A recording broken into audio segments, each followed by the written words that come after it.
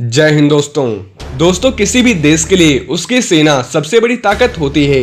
वहीं भारत के एक तरफ पाकिस्तान का बॉर्डर है तो दूसरी तरफ चीन की सरहदें।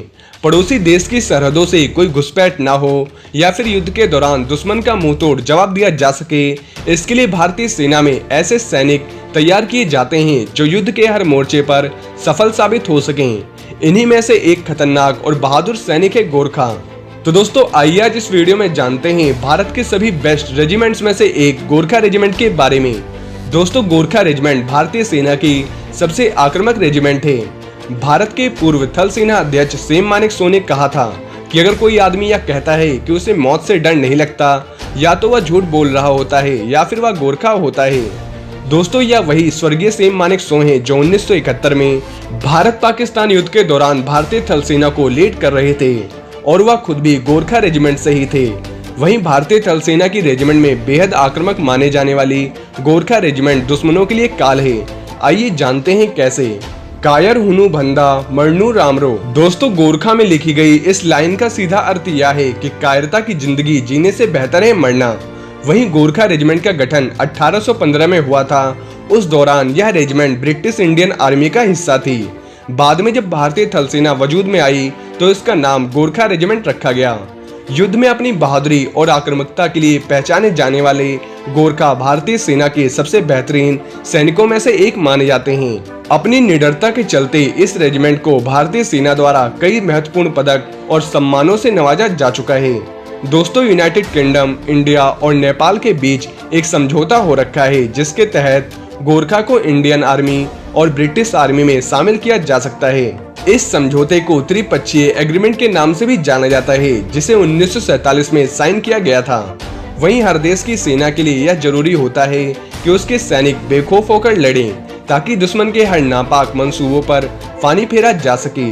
तो गोरखा रेजिमेंट के सिपाहियों को इसमें अव्वल माना जाता है, यानी बेस्ट माना जाता है। दोस्तों भारतीय सेना में हर रेजिमेंट की एक खास पहचान होती है। जैसे कुमाऊं रेजिमेंट की पहचान शेर के सिंबल से होती है, डोगरा रेजिमेंट की पहचान चीते से होती है, ठीक वैसे ही गोरखा रेजिमेंट की पहचान 12 इंच लंबी और मुड़ी हुई खुखरी से होती है। यह खुखरी का सिंबल अधिकारी से लेकर सिपाही तक की वर्दी के कंधों और सेना की टोपी पर बना होता है और इस खुखरी का इस्तेमाल सुरक्षा के लिए गोरखा के जवान करते हैं। वहीं गोरखा सैनिक फिर चाहे वह खुद की सुरक्षा हो या फिर देश की सुरक्षा, ऐसे मौके आए हैं जब गोरखा के सैनिकों ने सिर्फ अपनी खुखरी के बल पर आम लोगों की जान बचाई है। इसलिए गोरखा के जवान अपनी खुखरी को बहुत महत्व देते हैं। दोस्तों खुखरी एक तरह का धारदार खंजर होता है और युद्ध के दौरान गोरखा दुश्मन का सिर काटने के लिए इस खुखरी का इस्तेमाल करते हैं। IMA में ट्रेनिंग पूरी करने के बाद जब आर्मी ऑफिसर को गोरखा रेजिमेंट में भेजा जाता है तब उन्हें वहां खुखरी जरूर दी जाती है, यानी ये खुखरी आपको हर गोरखा जवान के पास मिलेगी। और गोरखा रेजिमेंट अपने सिपाहियों के अंदर ऊर्जा और जोश बनाए रखने के लिए हमेशा आगे रहती हैं। मुसीबत के समय में आम लोगों को बचाने के लिए जाना हो या युद्ध में हल्ला बोलना हो, गोरखा सिपाही जब भी दुश्मन पर हमला करने के लिए आगे बढ़ते हैं तो उनकी जुबान पर बस यही नारा होता है, जय महाकाली आयो गोरखाली। यहाँ तक कि IMA देहरादून में हर साल होने वाली पासिंग आउट परेड के दौरान भी गोरखा रेजिमेंट का यह नारा गूंज उठता है। और मौजूदा समय में भारतीय सेना में 7 गोरखा रेजिमेंट है।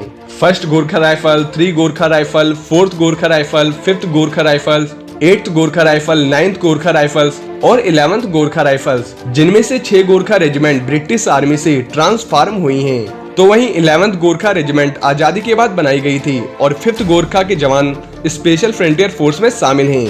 इंडिया के पास टोटल 39 गोरखा बटालियंस हैं जो 7 अलग अलग रेजिमेंट्स में बटी हैं। दोस्तों गोरखा की बहादुरी के चलते भारतीय सेना द्वारा जितने भी ऑपरेशन किए जाते हैं उन तमाम ऑपरेशन में गोरखा का योगदान जरूर होता है। वहीं 1947 से 1948 में उरी सेक्टर इंडो पाकिस्तान युद्ध में भारतीय सेना की जीत में गोरखा के सिपाहियों ने अहम योगदान दिया था।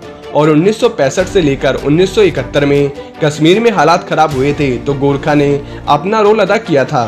वहीं गोरखा भारत की सेना का सम्मान है, इनके लहू में वीरता घुली हुई है। रेजिमेंट के जवानों में जो नेपाल के रहने वाले हैं उनकी जन्मभूमि भले नेपाल है लेकिन कर्मभूमि हिंदुस्तान है और इसी वजह से चीन की आंखों में गोरखा रेजिमेंट के वीर नेपाली योद्धा बुरी तरह खटकते हैं और आजादी के बाद हर युद्ध में गोरखा रेजिमेंट ने हिस्सा लिया है। गोरखा सिपाही निडरता की ट्रेनिंग के बाद अजय योद्धा बनते हैं और गोरखा सिपाही दुनिया के सर्वश्रेष्ठ फौजी माने जाते हैं। यही वजह है कि दुनिया के कई देशों में नेपाल के गोरखा हैं। भारतीय सेना के अलावा ब्रिटिश रॉयल आर्मी में भी गोरखा के योद्धा मौजूद हैं। इसके अलावा ब्रुनेई में गोरखा के जवान और सिंगापुर में भी गोरखा कंटिंजेंट मौजूद है और 1815 में ब्रिटिश सेना ने भारतीय सेना के एक हिस्से के तौर पर इसका गठन किया था और प्रथम जॉर्ज पंचम ने गोरखा राइफल का नाम दिया था। आजादी के बाद जब ब्रिटिश वापस लौट रहे थे तो उन्होंने गोरखा रेजिमेंट का भी बंटवारा किया था।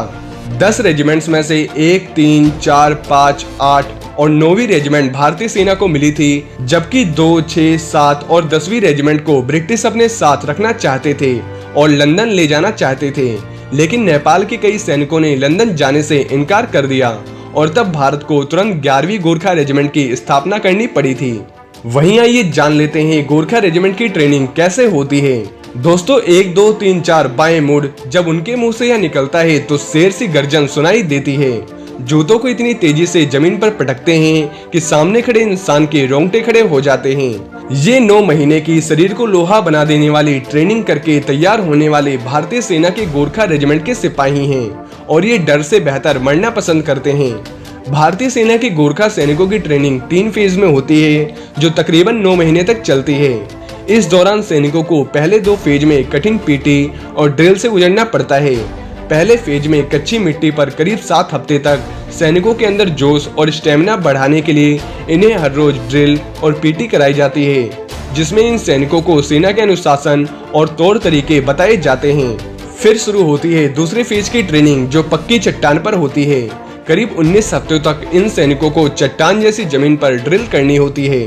इस दौरान इन सैनिकों के शरीर को लोहा जैसा मजबूत बनाया जाता है और इनके जूते भी बहुत अलग होते हैं। गोरखा सैनिकों के जूते ही इतने भारी होते हैं कि आम इंसान इन जूतों को पहनकर चल ही ना सके। वहीं दोस्तों जब भी गोरखा की बात होगी, कैप्टन मनोज पांडे की हमेशा बात होती है, जिन्होंने कारगिल वॉर में अपनी अहम भूमिका निभाई थी। अगर कोई आदमी कहता है कि वह मरने से नहीं डरता है तो वह झूठ बोल रहा है या फिर वह गोरखा है। दोस्तों फील्ड मार्शल सीम मानेकशॉ के इन शब्दों को कारगिल युद्ध के दौरान शहीद कैप्टन मनोज कुमार पांडे ने साबित किया था। दुश्मन की गोलियों से बुरी तरह जख्मी होने के बावजूद जंग के मैदान में उनकी उंगलियां बंदूक से नहीं हटी थी। उन्होंने अकेले ही दुश्मन के 3 बंकर ध्वस्त किए थे। 24 साल की छोटी सी उम्र में अपने देश पर न्यौछावर होने वाले कैप्टन मनोज ने पहले ही कहा था कि अगर मेरे खून को साबित करने से पहले मेरी मौत हो जाती है तो मैं वादा करता हूं मैं मौत को मारूंगा। उन्होंने अपने इस कहे को करके दिखाया था। कारगिल वॉर में खालूबार टॉप को जीतने के लिए उनका जोश, जज्बा और जुनून विरोधी के हर हथियार को नाकामयाब करने में कामयाब रहा था। परिणाम स्वरूप भारत के इस सपूत को मरणोपरांत परमवीर चक्र से सम्मानित किया गया था।